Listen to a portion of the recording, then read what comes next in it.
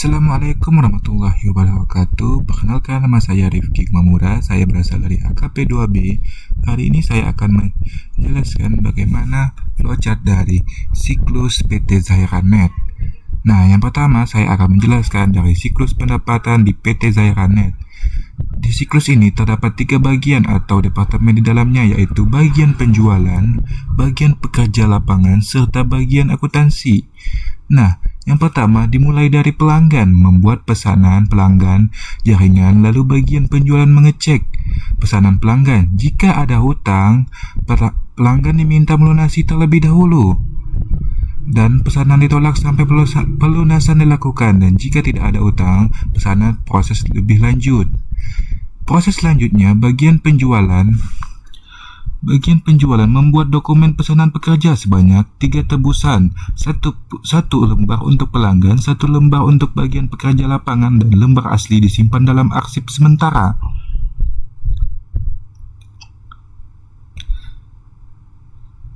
Surat pemuatan surat perintah kerja yang akan dikirimkan ke pekerja lapangan. Setelah pelanggan menerima dokumen pesanan pekerja, jika pelanggan ingin melunasi pembayaran,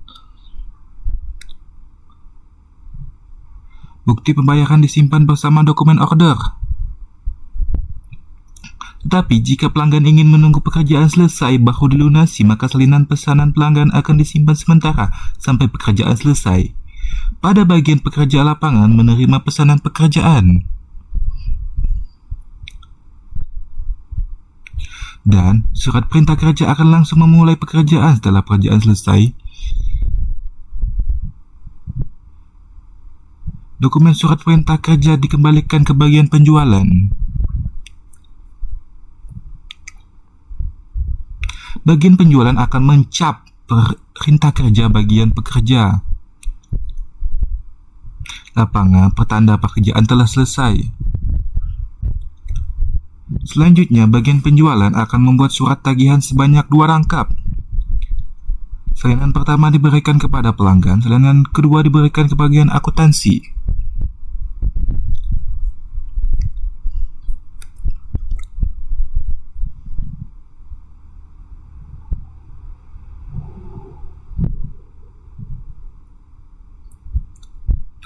Dan yang asli disimpan sementara oleh bagian penjualan. Setelah pelanggan menerima surat tagihan, jika pelanggan ingin melunasi pembayaran, maka penjualan akan menerima salinan bukti pembayaran dari pelanggan. Dan jika pelanggan tidak melunasi pembayaran, maka bagian penjualan akan mengirim surat ulang ke surat tagihan ke pelanggan. Selanjutnya, bagian penjualan akan menyimpan semua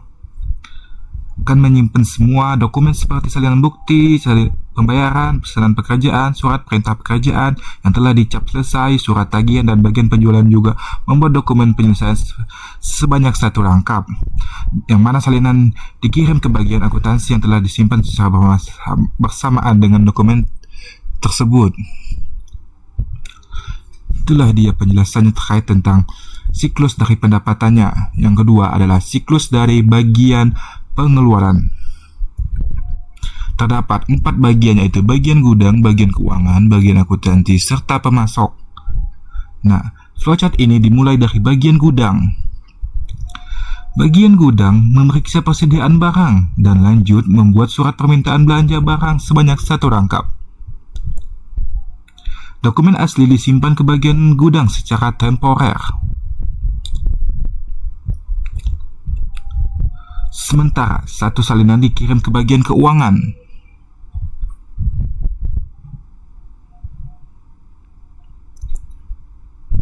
Setelah menerima surat permintaan belanja barang, bagian keuangan membuat surat permintaan barang lalu mengirimnya ke pemasok.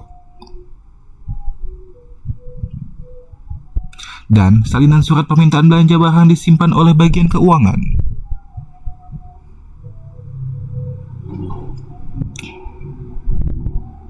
Setelah menerima surat permintaan belanja barang, bagian keuangan membuat surat permintaan barang lalu mengirimnya ke pemasok, dan selanjutnya pemasok menerima pesanan lalu mengirimkan nota tagihan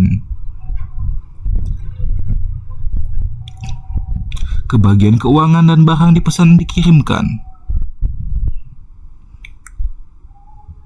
Setelah menerima nota tagihan dari pemasok sesuai barang yang dipesan, bagian keuangan akan melunasi.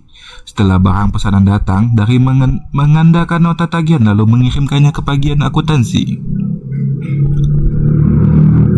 Ketika barang datang, bagian gudang akan mencocokkan antar barang dengan surat permintaan yang sebelumnya diarsip.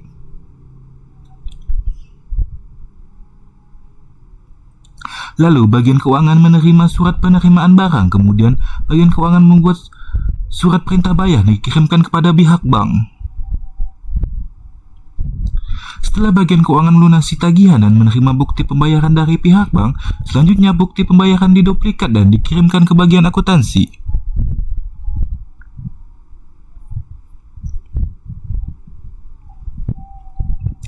Nota tagihan, surat permintaan barang, surat penerimaan barang, dan bukti pembayaran akan disimpan di alam arsip permanen di bagian keuangan. Sekian dari saya. Wassalamualaikum warahmatullahi wabarakatuh.